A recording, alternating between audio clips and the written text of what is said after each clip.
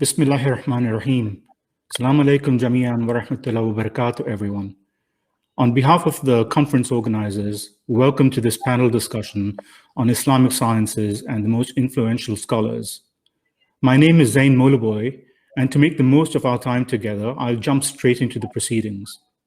Our panelists today embody the idea of Islamic scholarship. They are two of the most distinguished gentlemen I know, and it is my distinct honor to introduce them to you. Sh.Jafar Ladak was a successful businessman before he embarked on the path of full-time community service as a religious leader. He has qualifications from the Hawza in the holy city of Karbala, as well as from Al-Mahdi Institute in Birmingham, and a master's in Islamic law from the Islamic College of London.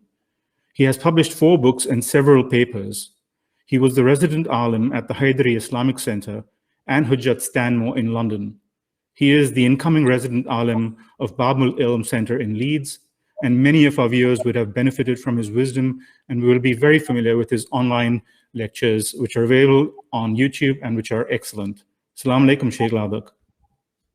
Alaikum salam wa rahmatullahi wa barakatuh. Professor S.Sajjad Rezvi is Associate Professor of Islamic Intellectual History and Islamic Studies, as well as the Director of the Center of the Study of Islam at the University of Exeter. He is also an advisor to various government departments in Britain and Europe. With postgraduate degrees from Oxford and Cambridge and several publications to his name spanning Islamic philosophy, theology, and Quranic exegesis, he is one of the preeminent academics involved in the study of Islam in the Western world today. Professor Rezvi also runs a fascinating blog entitled Hikmat, and I encourage the viewers to engage with that blog. Assalamu alaikum, Professor Rezvi. Alaikum salam, Zain, and good evening. Assalamu alaikum to everyone out there. And good morning to you from where I am. If I may begin our discussions with you, Shaykh Ladak. The ghaiba, or occultation, both the lesser and the greater occultation of the 12th Shi'i Imam, Ajalallahu Faraj, presented unique challenges for Islamic scholarship. Please could you share some of your thoughts with us on this? Bismillahirrahmanirrahim. Wa salli ya Rabbi ala Muhammadin wa alihi at-tahirin. I think we need to qualify the question for our audience. May Allah bless them all and grant us the opportunity to learn from one another. What we want to be able to do in this discussion with yourself and S.Sajjad, Professor S.Sajjad, is to be able to think about the growth of the Shi'i intellectual journey. And so the question that you pose about what are the challenges that were present in the early period after the ghaiba of Imam al-Mahdi alayhi salam, what we want to be able to ask ourselves are, what were the challenges and how did those scholars navigate those challenges, allowed us to be able to form the type of madhab and religion that we have today? And then we begin to juxtapose those with the multiple challenges that each era brings along with it. So from my humble perspective, there were 2 main challenges that were at the time of the earliest period of ghaiba. The first is the need for the crystallization of a Shi'i corpus. And the second was producing an early Imami identity for the community. Now, often because of the way in which our majalis are structured, our audience don't really necessarily know the inter-religious and intercultural influences that were present during the initial stage of development of the Imami religion and literature. And so it's important to reference the canonization of Imami literature, which occurred mainly in the Buyyid period, which is some 300 to 400 years after the Prophet Muhammad sallallahu alaihi wa alihi. And that helps us to understand that there are certain scholars who played an essential role in paving the way towards the crystallization of the Shi'i classical corpus. If we go back a century into the 2nd to 3rd century after Hijrah, we will appreciate that there were, or that the century was marked by a number of events. There were a number of civil wars, both intellectual as well as physical. There was the political fragmentation of the Turks. There was the rise of Sunni traditionalism. And so the 3rd century was a space for the Shia to actually organize their faith a little bit more systemically. And most of the classical Shia ahadith compilations were the result of the works that came out of that Buyid period, during which the Shi'i intellectual activities were encouraged by the dynasty. And so there are 2 main issues that come out of this first period, is that the classical traditionalist or biographical tasks were to collect the information at the time and to arrange it and to order it such that we can start to make some proto-akhbari schools from the area of Qum. And the second challenge was then a number of exegetal works that were attributed to the Imams of Ahlul Bayt alayhimus salam that started to reflect later developments. They started to take on a more distinct theological trend or a mystical trend, and how to navigate some of those traditions that were coming up. So this was the first challenge that existed within the period of Ghaiba. And the second was the need to have a formation of an Imami identity, which in some part was in contradistinction to the Mu'taziliya identity that was coming up. So many people will know that there is multiple traditions, households within Islam at that time. There is the Ash'ari school, there is the Mu'tazili school, there is the Imami school of thought. Now, one particular Mu'tazili scholar, Abu al-Qasim al-Ka'bi al-Balkhi, who died in 319 after Hijrah, he was one of the heads of the Mu'tazili school.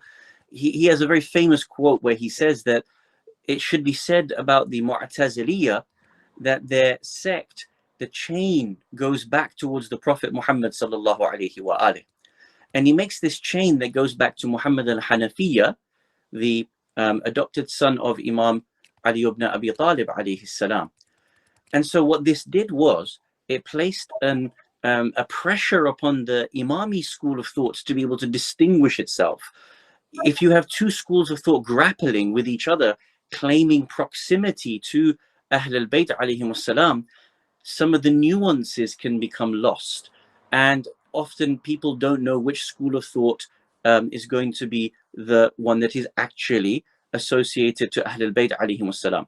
So there was a need to formalize the Shi'i identity. This arguably fell into the hands of scholars like Shaykh al-Mufid, Sharif al-Multada, Shaykh al-Tusi, and they began to formalize our madhab on discourses that were going to be rivaling that of the Mu'taziliya, on the matter of otherworldly intercession for sinners, or imamat as being rationally necessary, or the idea of the 12 imams are infallible and can perform extraordinary actions, or the illegitimacy of certain earlier caliphs. All of this was significant for espousing an Imami communal identity. And when these 3 scholars seemed to be very much in proximity with each other, such as when Sharif Murtada conforms to a tradition passed down to him by Shaykh al-Mufid, and Shaykh al-Tusi doesn't dissent, this gave great weight to the early formalization of the Shi'i identity. So number 1, the crystallization of a Shi'i canon, and number 2, the crystallization of an early Shi'i identity. These were the 2 main challenges in the early period of Ghaiba, in my humble opinion. Thank you very much, Sheikh. Professor Rezvi, following up from what Sheikh just mentioned, in that historical era, could you possibly identify 2 great thinkers who you think are of significant importance? I hazard a guess that your Twitter handle, I believe, is Mullah Sadr, and I hazard a guess that one of those will possibly be Mullah Sadr. Yeah, there's no surprises there. And also because of the fact that I'm primarily interested in philosophy, I'm going to nominate 2 philosophers. I think the reason why I picked them, and I'll say who they are in a second, although you know who one of them is because what happens in the intermediate period, and especially in the Safavid period, so the 16th and 17th century in particular, is that you get a crystallization of attitude towards knowledge and to the tradition. What is the Imami, the Shi'i tradition, which to a large extent still remains the case today. Although, of course, there are ways in which they're being contested right now. So the crystallization of that tradition happens in that Safavid period. And what happens is that there is a certain reception of these early works, compilations of hadith and exegesis that Sh.Jafar was talking about earlier in the 3rd and 4th century in particular, from about 300 to 400 Hijri, as well as a further refinement of what had become the dominant theological school, which of course is the school ushered in by Khwaja Nasiruddin Tusi and his student Allama al-Hilli around the year 1300. So of course, that's the key kind of landscape of what I'm talking about. The two figures are Mir Damad, Mir Muhammad Baqir Damad Astarabadi, who dies in 1631 and was a very prominent jurist, philosopher, theologian, exegete, occultist of his time. And by the end of his life, he became the Shaykh al-Islam of Isfahan, which was the most significant clerical position, religious authoritative position in the Safavid Empire.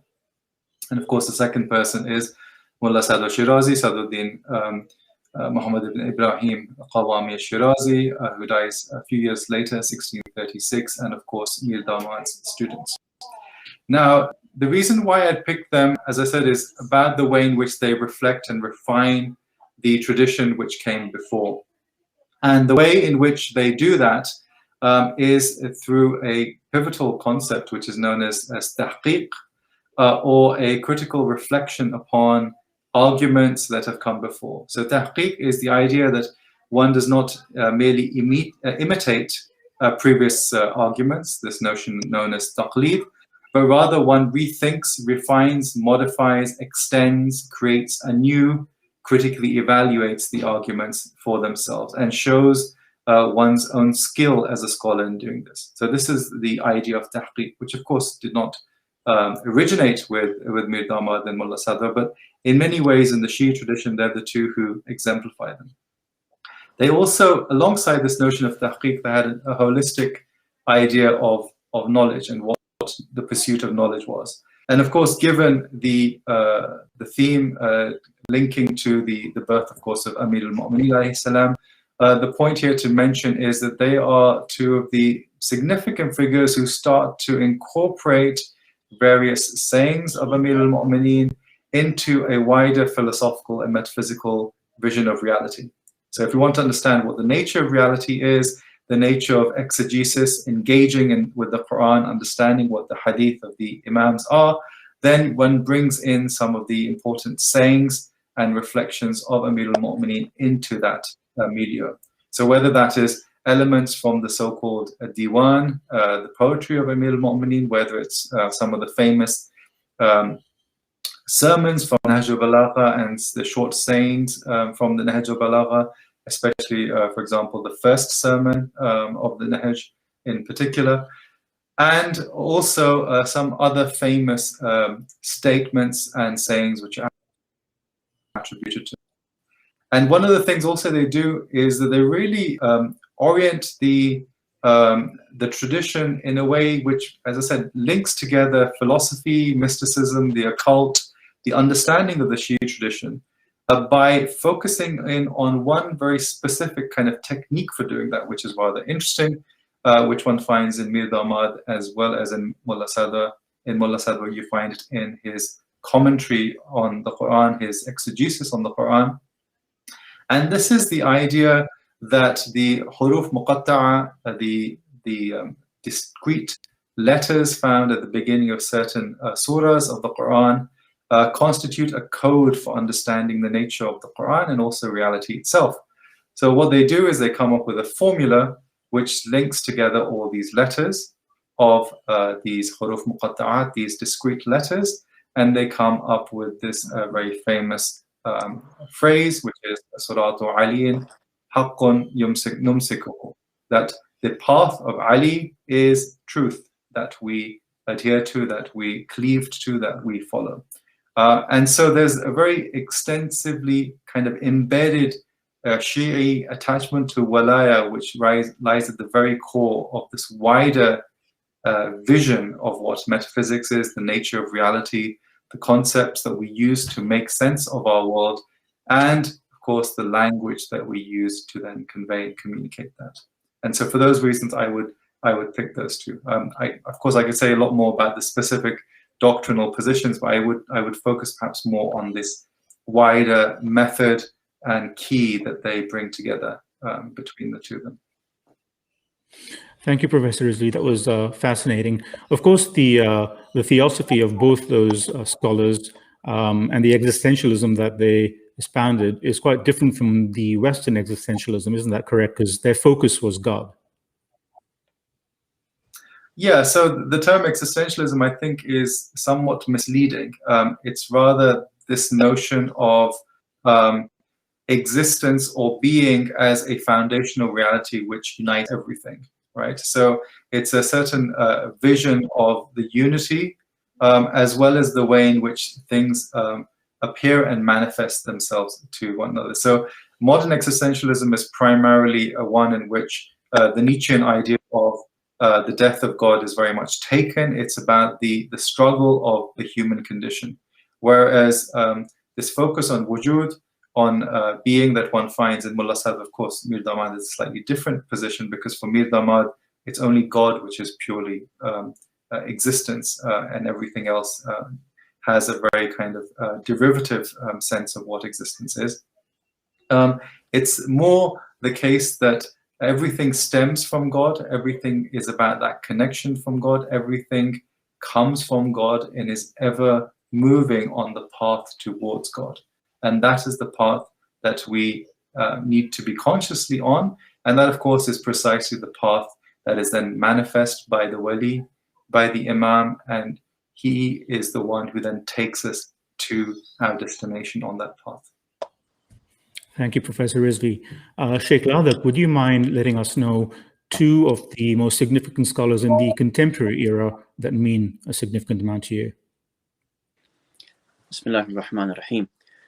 I think we might want to precede this question by asking ourselves, what is it that the Hawza Ilmiya wants to contribute and achieve? And then we are able to see the vision of these contemporary minds in accordance with that goal. So if we were to say, for example, that the Hawza Ilmiya is primarily there to provide muballighin or resident ulama, then of course we would judge scholarship coming out of it in accordance with those aims. If, however, we were to state that the goal of the Hawza Ilmiya was to contribute to the human and global endeavors and the emerging trends that exist around the world, then again we need to readjust our understanding of what we mean by the most significant contemporary thinkers. That aside, it would also be difficult to just name two, because we then end up thinking about isolating these individuals, and rather they are actually part of a wider trend.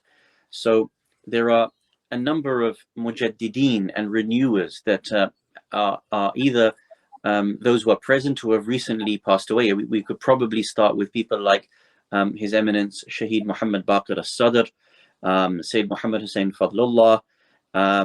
If we go into some contemporary scholars, we would mention, for example, Sayyid Kamal al-Haydari, Haydar Hubbullah, Ayatollah Ibrahim Jannati. But what I want to be able to do is kind of just divide two trends. So if we go to the traditional fiqhi trend, we can identify one personality, and then from my own area of interest, which would be Quranic studies, I would like to then identify a second individual who I feel has provided us with a great shift in approach.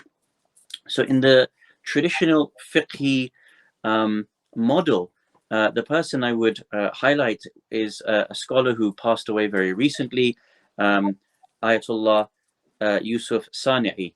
May Allah subhanahu wa ta'ala bless him for his work. Sheikh Sani'i is well known for institutionalizing a new method of ijtihad.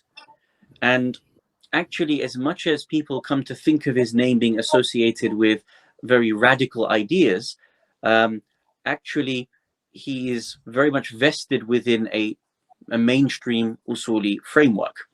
However, his role of evolving the thinking of the system of ijtihad was that it was rooted in the idea of moral rationalism and our understanding of Allah subhanahu wa ta'ala not being able to do any injustice to anything, any person, and as an outcome of that, how we then begin to understand some of the laws that are within that.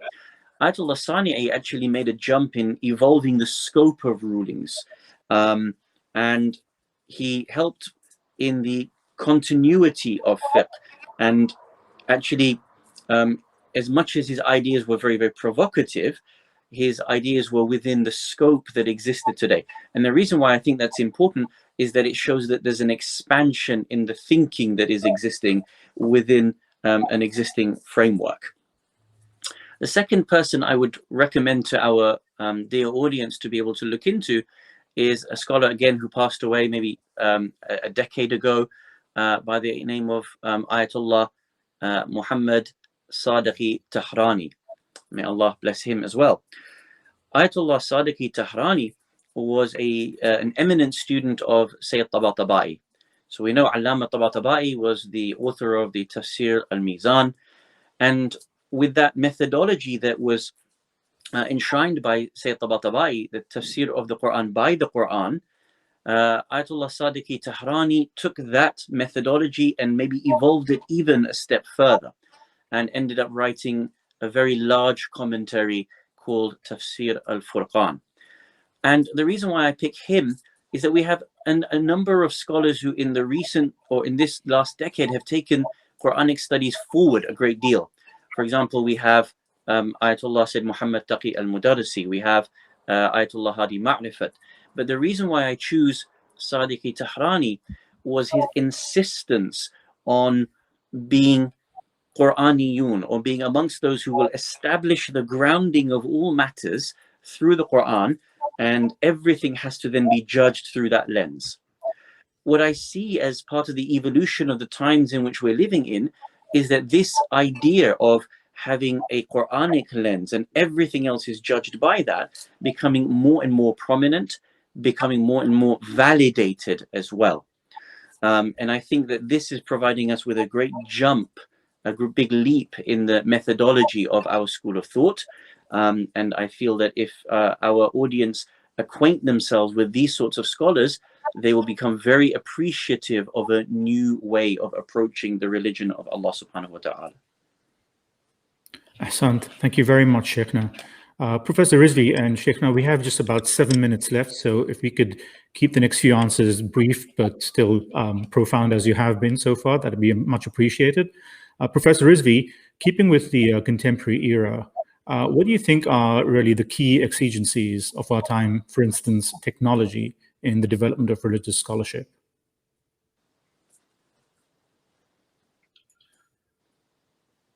Just a question of the scholarship, it's also what I would consider the, I guess the demands and the challenges that the Hawza in particular faces, and what, in a sense, do people want from it. There are two things, or rather three things, which I think are general challenges which are very problematic, and then the question is, how do we then deal with that? The first one, of course, is what nowadays is known as the Anthropocene, the idea that humans have fundamentally not just messed up their own lives, but have actually messed up the cosmos, the world in which we're living. And we hence are living in a climate emergency, and we have to deal with that sort of issue. We have to change the way in which we live and behave within society. That is a very immediate problem that we face.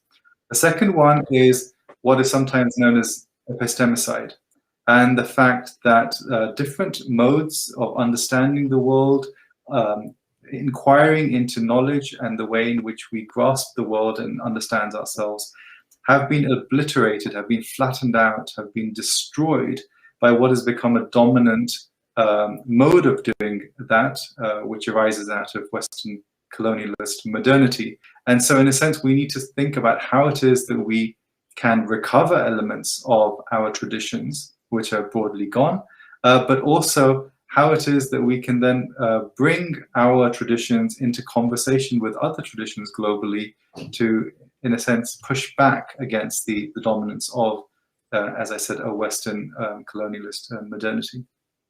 And the third one, I guess, which is related to that, is one about ethical values, norms, and ideas about how we should live, which again are being constantly questioned and interrogated in the ways in which it's extremely important for the Hausa, for those who are scholars, then to have the right sort of training to deal with that and the other two challenges.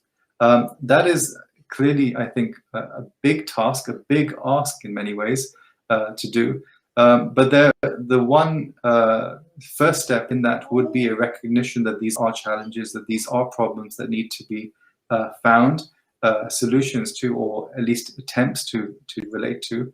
And also, alongside that, a recognition that the traditional conception of the Hausa as something which produces fairly closeted scholars of legal traditions and legal comportment is just insufficient. We need to go far beyond that. It's not just about adding sciences to the mix, but rather really thinking about what the pursuit of knowledge is and how does knowledge inform the way in which we live our lives and the way in which we want to form our own selves and communicate that to others.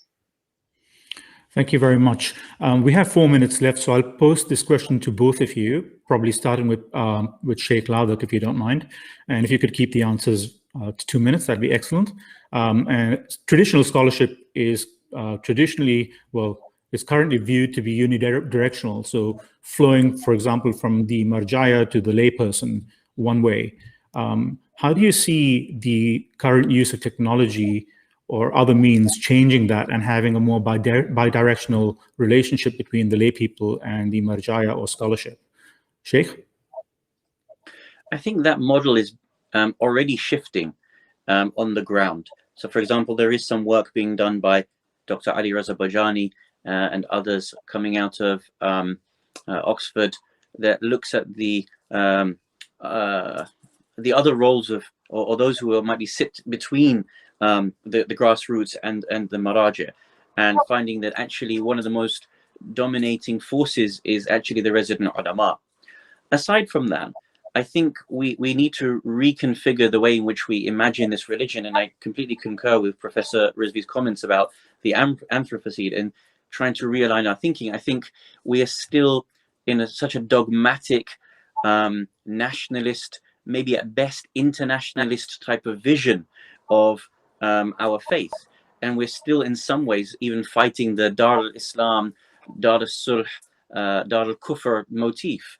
So I think if we begin to think about the role of the Maraja, I would like to see that the Maraja are no longer clamored in one or two particular locations, but rather need to be based across the world and developing or being party to the development of more local schools of thought around the world. In regards to the technology side of it, I think we're obviously on the cusp of artificial intelligence, and I think when it comes to the outdated ways of interacting with our Maraja, such as through websites that take us a month to get responses and sometimes diverse responses, I think there is an urgent need to update our technology, and that should be based around artificial intelligence. So I think these are certain things that our audiences need to be considering now. Thank you, Sheikh. Professor Rezvi, final thoughts, 1 minute? Yeah, I agree with a lot of that. I'd say two things. One is communication, how communication is articulated between communities and between the Maraja and centers of authority, and how that has to be much more collaborative and joint up.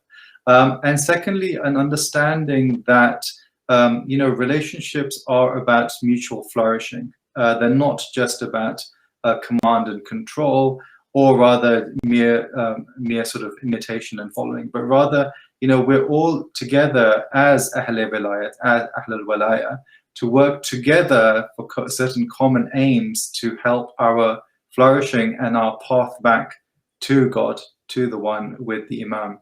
And that's something which has to be recognized. Everyone has a role, expertise has a role, and has to be recognized as such. Ahsant, Sheikh Ladak. Professor Rezvi, thank you so much for your time and for sharing your wisdom with us today. It has been a real pleasure spending this half hour with you. Thank you also to Sir JawadQazwini and all those working hard behind the scenes to make this conference a success. And thank you especially to the audience for your participation. I leave you with this final thought. In a tradition attributed to Imam Jafar as-Sadiq alayhi salam, the Imam says that one of the roles of the scholars or ulama is salvific, to protect the people. In reciprocity, please join me in praying for the well-being and health of all those scholars who are pursuing truth and knowledge around the world. Wa alaikum salam wa rahmatullahi wa barakatuh.